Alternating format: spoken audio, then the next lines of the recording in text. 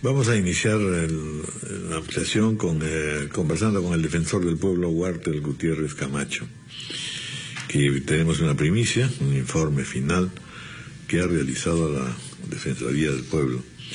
Es muy interesante la acción que se está realizando y la vamos a ver a propósito precisamente de esta reciente supervisión, porque nos abre un camino mucho más amplio y provechoso de actuación del defensor del pueblo, de la Defensoría del Pueblo, es decir, ver los problemas que padece la ciudadanía y que al mismo tiempo pueden pues encontrar primero un análisis de fondo y sobre todo que no tiene ninguna intencionalidad política, que es absolutamente equilibrado y que permite luego a los organismos respectivos pues tomar cartas en el asunto, mejorar las cosas y finalmente que la población también sepa que entonces ya ahora están bajo examen. Bienvenido, doctor Walter Gutiérrez Camacho, gracias por estar con nosotros. Raúl, Fernando, gracias por la invitación. Bueno, muy interesante, la verdad, le confieso, me parece, como ya les he comentado, una iniciativa de lo más interesante. Cuéntenos exactamente qué es lo que se ha realizado en materia de la actuación y de la situación de la salud en el país. Permítame, Raúl, primero 30 segundos para poner en cifras y contexto esta motivación, esta movilización de la Defensoría del Pueblo en el sector salud. 100 millones de actos médicos se realizan al año. Se dan 6 millones de intervenciones quirúrgicas entre leves y complejas y medio millón de partos. Y la verdad podría seguir, no voy a fatigarlos con las cifras, pero se trata de uno de los sectores más importantes, no solo porque estamos hablando de un derecho que es la condición del resto de derechos, porque si este derecho no se cumple, no hay más derechos, ¿no? Pues bien, ¿qué hemos encontrado? Hemos supervisado a nivel nacional 90 hospitales de todos los sistemas, porque la salud está dividido por subsistemas, salud, los sistemas de sanidad, el MINSA, etcétera. Y también hemos supervisado 390 y tantas farmacias privadas. Los hallazgos son preocupantes y ya marcan una línea. Lo primero, por ejemplo, los espacios. Cerca del 67% de los pasillos se utilizan como espacios en el que se preste el servicio de salud. Estamos hablando del 67%, es una cifra muy importante y esto es preocupante porque este hacinamiento genera la posibilidad de esas llamadas enfermedades infrahospitalarias. Uno va por una enfermedad menor y termina con una enfermedad mayor. En este mismo medio, en más de una ocasión hemos visto que pacientes y hasta un niño murió justamente por este tipo de problemas. ¿Qué quiere la Defensoría? Quiere que se visibilicen estas situaciones, quiere generar además información. Otro dato muy importante es los equipos médicos. Los equipos médicos por los fabricantes a menudo, el equipo de anestesiología, por ejemplo, no tiene más allá de una vida útil de 5 o 6 años. Sin embargo, como menos tienen 8 y algunos tienen 13 y funcionan 24 horas al día. Entonces, la Defensoría ha encontrado que no hay data, que no hay información en el sector de educación y está comprometida a construir esa información para que a partir de allí podamos trasladarla al sector y se puedan desarrollar políticas de salud que hagan realidad estos derechos, el derecho de que la salud sea segura, oportuna, el acceso al medicamento. Dicho sea de paso, y ahora que mencioné el medicamento, se ha encontrado que el 30 y tantos % de hospitales no cuenta con medicamentos básicos, lo cual hace que alrededor de los hospitales se genere un mercado privado de medicinas. Y en esos mercados de medicinas, hablo de farmacias y boticas, hemos encontrado que el 80% o cerca del 80% son medicinas básicamente de marca. Y cuando es genérico, cuesta el doble y hasta el triple. Esta, gruesamente, son algunos de los datos que hemos recogido en esta información. Hay muchos más, pero encantado de resolver las preguntas que ustedes quieran. Lo primero que me suscita estas tremendas cifras es si en efecto estas evaluaciones debieran o no ser continuas y debieran ser parte del trabajo del Ministerio de Salud. En lo que se refiere a la Defensoría, van a ser continuas. Vamos a hacer unas supervisiones mensuales y ir desarrollando distintos ángulos, distintos ámbitos del problema de salud, porque no se reduce solamente a esto. Otro dato impresionante, por ejemplo, San Juan del Lurigancho tiene 1.200.000 personas. Tiene un hospital de nivel 2, debería tener 2 o 3 hospitales de nivel 3, y tiene 112 camas. Subrayo esa cifra, 112 camas para un distrito que es prácticamente el tamaño de Piura.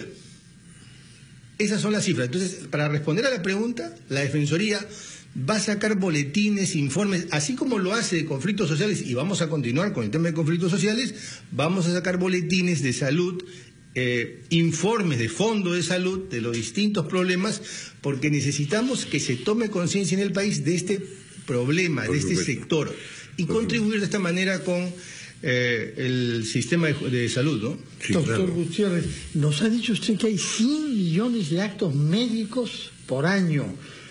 ¿Cuántas compras de medicamentos habrán en las farmacias? Porque quisiera que además, lo que nos ha dicho sobre los hospitales, nos diga también sobre esta farmacia. Nos ha hecho saber que casi 100 farmacias han sido sometidas a evaluación también. 390 y tantos. 390 y tantos. Entonces, ¿cuáles son los resultados preliminares que tiene usted de lo que está pasando en las farmacias con la disponibilidad de los medicamentos por una parte y con los precios?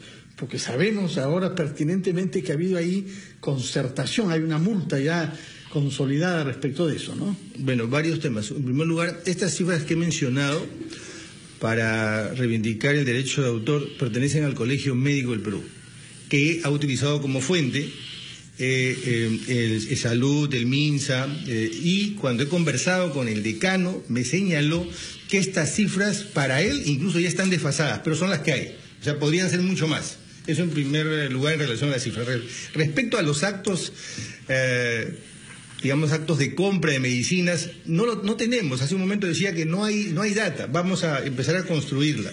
Pero es importante que reparemos en el acceso a la medicina. El acceso a la medicina también forma parte del derecho a la salud. Lo primero que hemos encontrado es que el paciente no tiene la posibilidad de decidir. ¿Y por qué no tiene la posibilidad de decidir? Porque hay una norma, no hay una, pero hay varias, pero una de ellas es la Ley de Protección al Consumidor, que exige que en cada farmacia o botica exista la lista de precios y usted pueda decidir qué medicamento compra. Bueno, en la gran mayoría, en el 70% prácticamente, eso no existe. En segundo lugar, hay una inducción a la compra del medicamento de marca. Es legítimo que las farmacias se constituyen empresas, se constituyen para ganar dinero, pero hay una evidente política de inducción a que se consuma el medicamento de marca. Y cuando se vende el genérico tiene un 200 y hasta un 300%. Esta es la realidad. Esto es lo que está pasando en las farmacias. Respecto a la concertación, ¿por qué la Defensoría ingresa con todo a esto? ¿Cuánto demoró la sanción en Indecopi? Varios años. 7 años. Sí. 7 años. Y podían haberse ido al Poder Judicial a un contencioso administrativo donde fácil podía durar 10 años más. 17 años. Es increíble. ¿No es cierto? Entonces, en un análisis costo-beneficio, un gerente eso agarra y lo pasa simplemente al costo y sigue con su misma política. Pero es diferente si la voz de la Defensoría permanentemente y los medios estamos señalando este tipo de cosas, porque eso va a hacer que se arredre un poco, que se corrija estas políticas. Esa es la idea, poner el tema de salud en la agenda pública y señalarle al ciudadano que no le están haciendo un favor, este es un derecho. Bueno, ahora, en este caso, en realidad, los implicados son el propio Ministerio de Salud y el Ministerio de Economía y Finanzas, que es el que tiene que disponer de dinero. Es decir, es utilísimo lo que se ha realizado, pero al mismo tiempo nos pone pues al descubierto las tremendas debilidades y tremendas insuficiencias financieras que tenemos para un sistema de salud mínimamente adecuado. ¿Qué cosa puede ocurrir allí? Es decir, ¿cuánto de esto debe movilizar o no al gobierno? ¿Cuánto debe hacer comprensivo al Ministerio de Economía y Finanzas? ¿Qué es lo que se supone que puede ocurrir? Independientemente de lo escandaloso y dramático que resulta esto. Una de las primeras declaraciones de la ministra de Salud me causaron una muy buena impresión. Yo he conversado un par de veces con ella y la verdad que me parece una persona muy solvente y muy comprometida con el sector. Una de sus primeras declaraciones fue: yo todavía no voy a pedir más presupuesto. Primero quiero ver qué tan eficientes somos. Eso hace un buen gestor, una buena gestora, es lo primero que hace. Ver qué tan bien se utilizan los recursos. Creo que está en esa línea, creo que está en ese esquema de trabajo. Y por lo que he podido ver hasta ahora, porque esta es la segunda supervisión, advierto que hay que corregir algunos modelos. Ese mecanismo de debilitamiento del Estado para fortalecer el sector privado, hay que revisarlo bien. Yo no estoy en contra de la privatización, lo que estoy en contra es que la salud se convierta en una mercancía y que se utilicen ineficientemente o con mucha corrupción, como hemos visto, los recursos. Entonces, a mí me parece que la ministra está en esa línea de trabajo, por lo menos clara. 8:19, hacemos una pausa y continuamos. Los mejores testimonios son los de los pobres y de los necesitados y de los que están mal atendidos en todo este sistema nuestro. En la estructura de quejas, curiosamente, en la Defensoría no tiene un registro cuantitativamente muy significativo el tema de queja de salud. Y de esto probablemente debe ser porque no estaba en la agenda de la Defensoría esta línea de trabajo. Sin embargo, a partir de esta gestión hemos decidido tener una línea permanente 7x24, crear una aplicación, en fin, todos los mecanismos para que el ciudadano pueda presentar sus quejas, no solo en salud, en 3 sectores que para mí son claves: salud, educación y justicia. En esos 3, sin dejar de lado lo importante que se ha hecho, eso siempre quiero subrayarlo, vamos a abrir, digamos, este esfuerzo de la Defensoría por tenerla en acción y acercarla al ciudadano. La semana pasada estuve en el Congreso y me he comprometido a duplicar la cobertura de la Defensoría respecto de las quejas y consultas. Están en 114.000 o algo así y les he dicho que vamos a llegar a 200 y pico mil porque vemos que esto es perfectamente posible. El ciudadano necesita mecanismos para poder acceder al Estado. Y expresarse, y que efectivamente esa expresión tenga una relevancia en un momento dado, una resonancia, ¿no? Porque junto con la inmoralidad hay pues esta cosa de inercial de la administración pública que efectivamente va todavía a perdurar. Es uno de los grandes males que tenemos, ¿no es cierto? Quería preguntarle también, entre otras las tareas que tienen ustedes, es también la evaluación de los conflictos sociales. ¿Cuáles son los resultados que van teniendo al respecto? Bueno, los conflictos sociales desafortunadamente no han bajado, han subido, no demasiado, pero han subido. Hoy tenemos en el reporte del mes de octubre, los conflictos han subido 4 o 5 conflictos más. Pero el problema no es solo un tema cuantitativo. Desde el punto de vista de la Defensoría, es que desafortunadamente la gestión anterior, el gobierno anterior, le ha dejado muy poco margen a este gobierno. Prácticamente el último año ha sido un año en el que se ha ido de mesa de diálogo en mesa de diálogo y producción de acta tras producción de acta sin entrar al fondo del tema. Y tal vez lo más importante en materia de conflictos en esta gestión hubiese sido fortalecer y darle estatus de ministerio a la Oficina de Conflictos Sociales. ¿Por qué? No por un tema burocrático, porque desde nuestro punto de vista es riesgoso que los ministros desfilen por los conflictos sociales, porque hay que darle continuidad a las gestiones de los ministros. Los ministros deberían mínimamente estar 2, 3 y si es posible hasta 5 años en las carteras para poder hacer gestión, pero si van a resolver conflictos, históricamente los conflictos fagocitan ministros.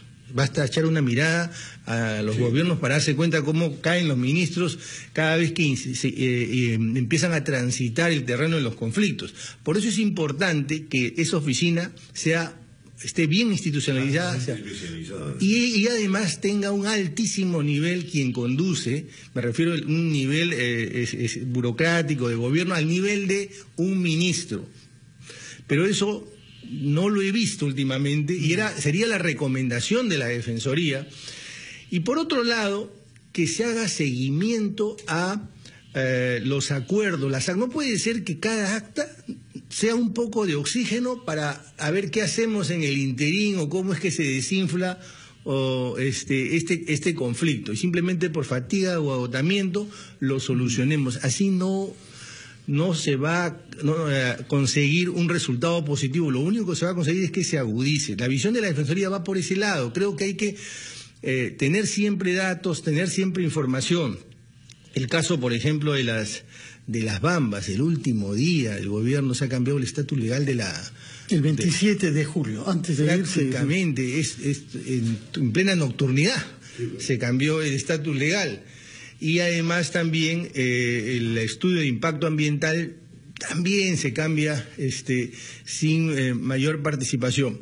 Creo firmemente en la inversión minera. Creo que este es un país minero, pero necesitamos compaginar intereses, derechos, las cosas tienen que hacerse bien. Doctor Gutiérrez, nos ha hablado de algunos de los énfasis, sabemos que hay otros que usted quiere poner a su trabajo a la cabeza de la Defensoría del Pueblo, pero en este primer resultado, digamos, inédito, que es el informe sobre los servicios de salud en nuestro país, ¿qué impacto piensa usted que debe tener? Primero ante la opinión pública, para cobrar conciencia, pero también ante las autoridades del Estado, para que de lo que usted está mostrando surjan políticas públicas específicas. Con un ejemplo, tal vez pueda responder mejor esta pregunta. Estuve en el hospital San Juan del Lurigancho, como le dije, es un hospital que tiene una demanda enorme. Conversé con el jefe del hospital y le hice una pregunta. Pregunté, ¿cuál es la demanda de esta zona, ¿no? Y no quiero hacer con esto una imputación, porque esto es válido para todo. No se conoce la demanda. Si no se conoce la demanda, conocemos parcialmente la oferta, no conocemos el déficit. Esto es dramático, no tener cifras a partir de las cuales podamos tomar decisiones. Lo que no se puede medir, no se puede controlar. Lo que no se puede controlar, no se puede mejorar. Este es un objetivo de la Defensoría, empezar a generar data dura, información sobre la cual podamos empezar a tomar decisiones y mirar con más claridad. Que no seamos simplemente reflexivos, especulativos, sino sobre data dura. Que no sea solamente un cajón de quejas, pues, ¿no? Porque el tema ciertamente es muy complejo, pero tenemos que partir del hecho de que en general tenemos un Estado carencial en todo lo que se refiere a materia social, educativa, etcétera. No tienen nunca los presupuestos suficientes. Y por otro lado, en el sector privado tenemos también dificultades de toda índole. O sea, somos deficitarios, secularmente en realidad. Claro, de modo que no se puede corregir las cosas de la noche a la mañana. Pero sí es muy importante, y esa es la tarea de la Defensoría, justamente, poner en guardia a la población, al país, a las autoridades, de modo que se vaya poco a poco, pues, atendiendo sector por sector. Con información tenemos más probabilidades de ser eficientes. Y ese es el segundo punto, ese es el segundo objetivo de la Defensoría, contribuir a la eficiencia del Estado. La protesta gana la calle, la protesta se vuelve violenta cuando no encuentra esos canales que satisfagan sus derechos, sus necesidades, sus demandas. Entonces, si nosotros estamos en esta línea, la idea es generar institucionalidad. Este es el segundo objetivo. Bueno, pues muchas gracias, doctor Walter Gutiérrez, y gracias a ustedes. De verdad que es una tarea fundamental la que viene realizando. Muchas gracias. Muy amable, gracias. 10:30 de la mañana, vamos a hacer una pausa.